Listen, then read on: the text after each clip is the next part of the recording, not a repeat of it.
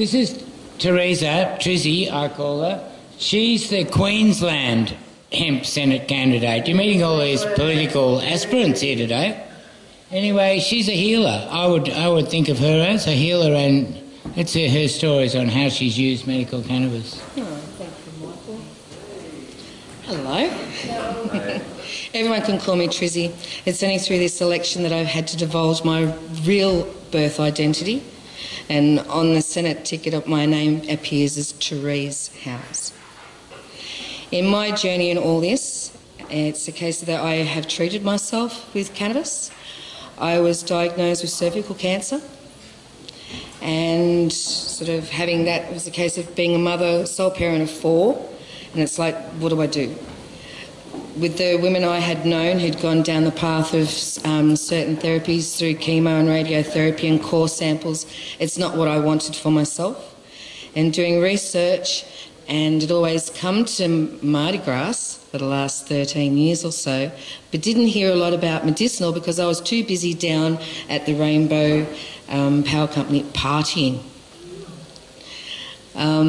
doing research and so forth, and going down to Newcastle to help get the hemp party branch up and running there again because it had fallen down. I had come across Dr. K and a few others who were already working in medicinal cannabis, opted to treat myself, and took me 8 months of using vaginal suppositories.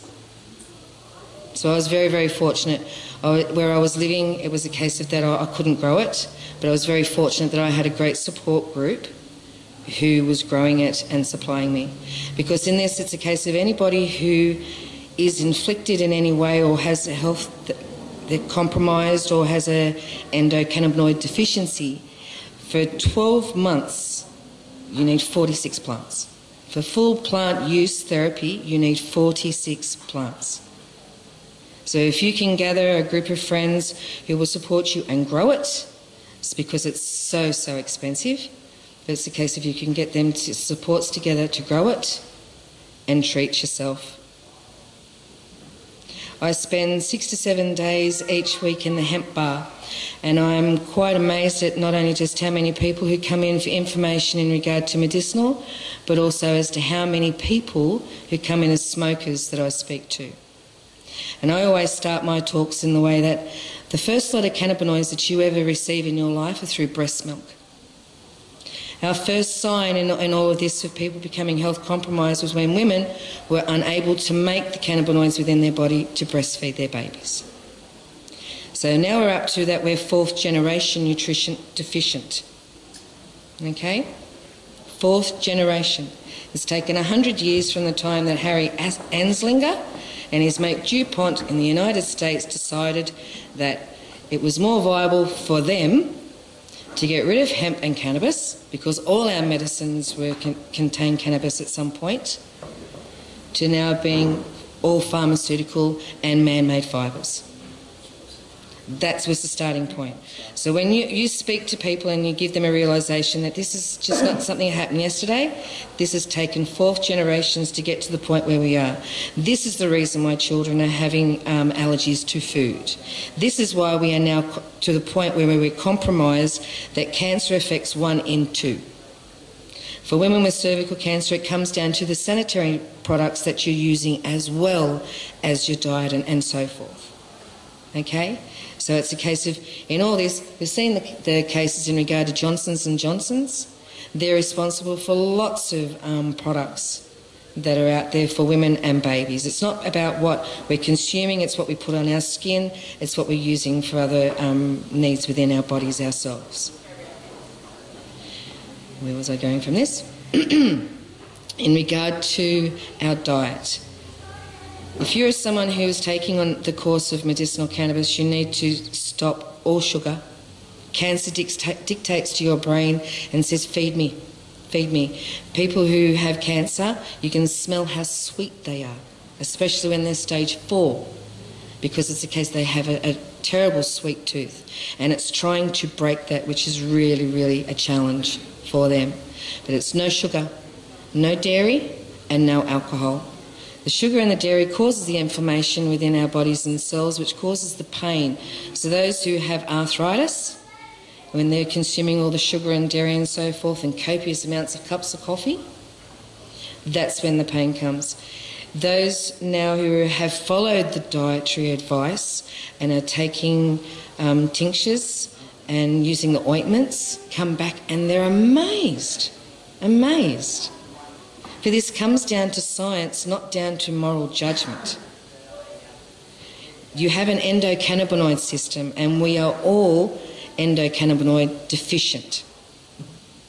Our government wants to make every plant that is out there that contains a cannabinoid, including marigolds, illegal. I don't know about you, but I have no desire to go to your garden and rip out your marigolds and start chewing on them. In regard to carrots and other different vegetables, they're natural in cannabinoids as well. So it's a case of doing your research. Do your research. But in all this, it's a case of that I see that my role in this is to get the truth out to the masses. And it's sharing with ourselves. And often it's a case of it's a one-to-one. But if we can get to the point where we're getting it out into greater numbers, be it through daycares, through CWAs, to women's groups, men with prostate, anyone who has a compromised liver, they cannot have an alcohol extraction. Okay? When you have a liver complaint, you have an enzyme which is called an ADHL2 enzyme. And if you take an alcohol extraction, you will compromise yourself, go into liver tox, and you will end up in hospital. And that's when they start asking questions. You can do an easy extraction in regard to of just using the buds, an indica bud for anyone with cancer, with a coconut extraction or olive oil, never heated hemp oil, ever. And it's a case of you can make your own suppositories. I find it, the other day I went into a lady's toilet in Lismore and expecting, I don't know what I was expecting, just to use the bathroom, and found it in this, that in these women's toilets there's all this information and handouts on men's prostate cancer. You don't find it in the men's toilets, it's in the women's toilets. Not all men have a wife. They're expecting women to be able to educate, I call it medication, medicate their partners and others in regard to that prostate cancer now affects 7.7% of men in Australia. Bowel cancer is the second, but it's the case of prostate cancer. If in all this we can make men understand that you only have to get it past that second knuckle, just past that sphincter, stop consuming the beer if you can and your other alcohol, stop consuming takeaway and start looking after yourself.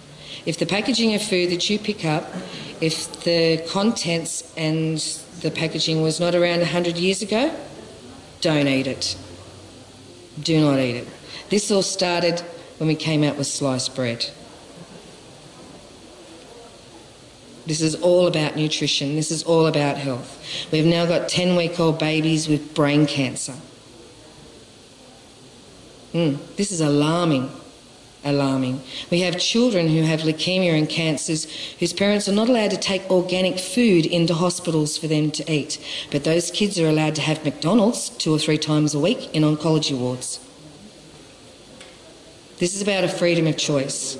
In Queensland, we have seen Adam Kostler go through, and I haven't spoken to him to use his name personally, but he was the father who was looking at 20 years in jail for treating his little girl, who was 3 years of age, with such a terrible cancer that covered her whole insides. He only got to administer it maybe once or twice before he was reported to police, and that little girl was forced into chemotherapy and spent more time inside a hospital ward than anywhere else. And slowly over time it was a case of she passed 4 days before her 4th birthday. We now have a little boy, Ocean, over in Western Australia who's 9 years of age, and that family have also been forced into court and told that he has to have chemo. He is now ulcerated from his mouth all the way through his insides to his rectum. the pain that this boy is going through, and they are tying him down to a bed to force him to have chemo. Who in their right mind, and this goes out to magistrates and those who make these decisions, who in their right mind would make any child have to go through that, and their families? He is one of 5 children. And if that family take organic food into that hospital, or even think of giving him a CBD only, which they've had offered to them, and they're in fear that if he has a blood test and it shows up, they will lose all their 5 children, because that is what they have been threatened with.